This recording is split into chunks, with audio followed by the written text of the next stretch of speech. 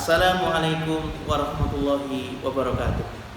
Para pemirsa, kaum muslimin muslimat yang budiman dimanapun kita berada, Bapak dan Ibu keluarga besar Ahmad Yogyakarta yang kami cintai, alhamdulillah kita dipertemukan kembali dalam keadaan sehat. Meskipun beberapa saudara kita kaum muslimin maupun saudara kita sebangsa dan tanah air baru ditimpa sebuah bencana, baru ditimpa musibah berupa pandemi COVID-19, namun Allah Subhanahu wa taala dengan berbagai keterbatasan ini, insyaallah taala ada banyak hikmah yang mampu kita petik, dan kita berdoa mudah-mudahan Allah Subhanahu wa taala memberikan faedah yang banyak kepada kita semuanya, diberikan ilmu yang bermanfaat, diberikan hikmah dalam hati kita, diberikan pemahaman yang lurus, pemahaman Rasulullah SAW dan para sahabatnya, sehingga dalam kondisi apapun kita tetap bisa istiqomah menjadi seorang hamba yang sejati sebagai pengamalan dari firman Allah Subhanahu wa taala, "Wa ma khalaqtul jinna wal insa illa liya'budun." Dan tidaklah, kata Allah Subhanahu wa taala, Aku ciptakan jin dan manusia kecuali akan mereka senantiasa beribadah kepada-Ku. Ma'asyiral muslimin rahimani wa rahimakumullah. Melanjutkan pembicaraan kita pada pembahasan kitab Faslun fi Tazkiyatin Nafas, Syekh melanjutkan pembicaraannya menyambung atau menjawab argumen orang-orang atau sekelompok golongan yang mengklaim bahwa beribadah kepada Allah Subhanahu wa taala itu cukup dibekali atau cukup berbekal cinta kepadanya semata. Sudah, yang penting kita beribadah kepada Allah Subhanahu wa taala, cinta sudah cukup. Soal yang lain, apakah ini begini dan begini, itu teknis saja, tidak perlu dipermasalahkan. Jadi kita yang penting cinta pada Allah Subhanahu wa taala, tujuannya karena Allah Subhanahu wa taala, karena mengharapkan ikhlas menanggungkan ridha Allah Subhanahu wa taala, mencari wajah Allah Subhanahu wa taala. Sudah, yang lain tidak terlalu penting. Yang lain hanya teknis saja, berbeda biarkan saja, itu tidak masalah. Kenapa kita dipermasalahkan seperti ini? Maka menghadapi orang yang seperti ini, menjawab argumen yang seperti ini, perlu kita sampaikan dalam hal ibadah sebagaimana yang telah kita ketahui bersama tentang syarat mutlak bagi diterimanya ibadah di sisi Allah Subhanahu wa taala ada dua hal. Yang pertama adalah ikhlasul lillahi taala. Ikhlasun libtigha'i wajhillah. Ya. Ikhlas mata-mata mencari wajah Allah Subhanahu wa taala, mencari ridhonya. Benar, orang yang beribadah harus cinta pada Allah Subhanahu wa taala. Karena cinta akan melahirkan ikhlas. Dan ikhlas itulah akan melahirkan ridho kepada Allah Subhanahu wa taala. Apapun yang dia lakukan, ibadah apapun yang dia kerjakan, perbuatan haram apapun yang kita tinggalkan, semata-mata karena mengharapkan ridho Allah Subhanahu wa taala. Namun ada sisi lain, yaitu syarat yang kedua terimanya ibadah adalah al-ilmu. Karena ilmu ini akan mengantarkan kita kepada ittiba'ur Rasul sallallahu alaihi wasallam. Di samping ikhlas karena Allah Subhanahu wa taala, satu ibadah akan diterima oleh Allah Subhanahu wa taala kalau ibadah tersebut dilakukan ataupun ditinggalkan. Meninggalkan yang haram semuanya berdasarkan ilmu, berdasarkan basirah, berdasarkan petunjuk keterangan dari Al-Qur'an dan As-Sunnah Shahihah sebagaimana yang dipahami oleh para salafus saleh.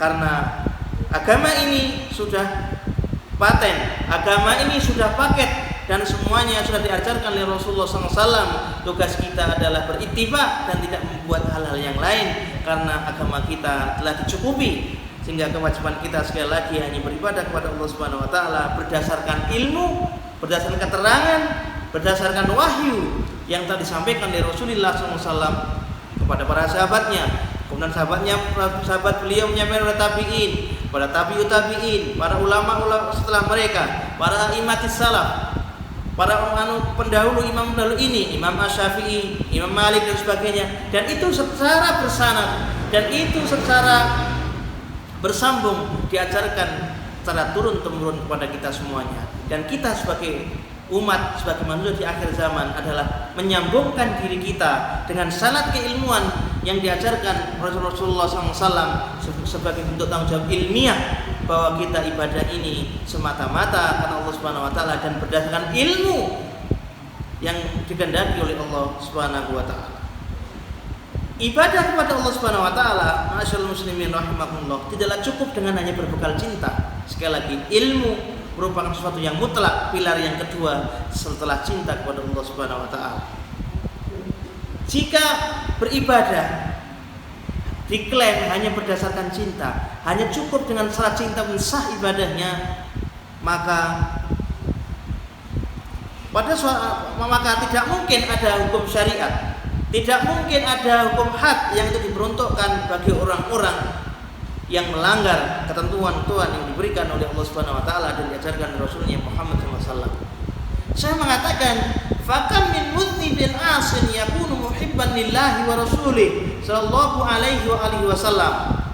Berapa banyak orang yang berbuat dosa, orang yang maksiat, orang yang suka ngeyel, yakunu muhibban lillahi wa rasulih, tapi mereka bercinta pada Allah Subhanahu wa taala dan Rasulnya. Jika kita tanya seorang pencuri, tanya bapak, ibu, kenapa anda mencuri begini-begini? Kemudian apakah anda ingin anak anda menjadi pencuri? Umumnya dan hati nurani akan mengatakan, meskipun dia seorang pencuri, meskipun dia seorang pezina, dia tidak akan mungkin berdoa atau berharap anaknya akan menjadi seperti dia, karena ini melanggar larangan Allah Subhanahu wa taala. Dan mereka melakukan karena nafsu semata, sedangkan cinta mereka, kesadaran mereka mengatakan bahwa mereka cinta pada Allah Subhanahu wa taala. Kalau mereka melanggar, mereka mencuri, mereka bermabuk-mabukan, mereka berzina, dan mereka pada hakikatnya adalah mengingkari suara hati nurani mereka. Mereka mengingkari kecintaan mereka kepada Allah Subhanahu wa taala, dan itu alami. Ma'asyiral muslimin rahimani wa rahimakumullah. Seorang pezina pun dia akan cinta kepada Allah Subhanahu wa taala. Seorang pencuri pun dia akan cinta kepada Allah Subhanahu wa taala dan Rasulnya, meskipun mungkin perbuatannya mengaku dia masih merasa, masih mengakui dia belum bisa meninggalkan kemaksiatan karena dorongan hawa nafsu. Kama qala Nabi sallallahu alaihi wa alihi wasallam fi syaribil khamri alladhi amara bi jildihi.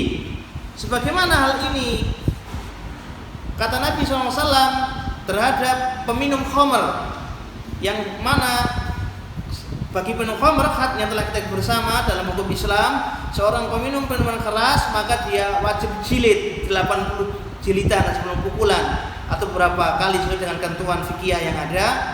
Yang jelas para peminum khamr dalam hukum Islam itu akan diberikan hukuman, akan diberikan jilidan, dipukul, didera. Meskipun begitu,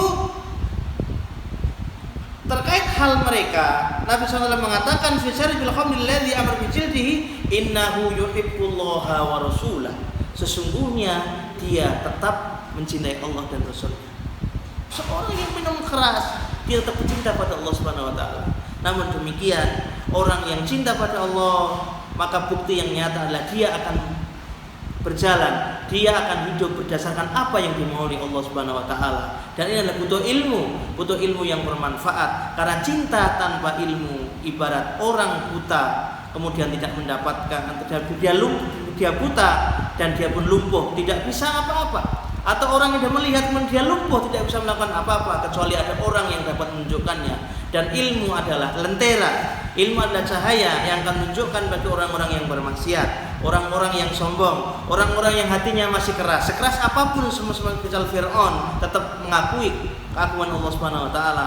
Maka kita berharap dengan ilmu ini mudah-mudahan keluarga besar Ahmad Yogyakarta, kaum muslimin muslimat dimanapun kita berada, diberikan hidayah oleh Allah Subhanahu wa taala untuk menerima ilmu yang bermanfaat. Mudah-mudahan sedikit ilmu yang kita terima ini, dan dengan hidayah Allah Subhanahu wa taala mampu untuk membukakan hati kita semuanya menjadi orang-orang yang ibadullah, nama Allah Subhanahu wa taala, yang hidup, mati dan beribadah semata-mata karena mengharapkan ridhonya semata. Wa akhiru da'wana alhamdulillahirabbil alamin.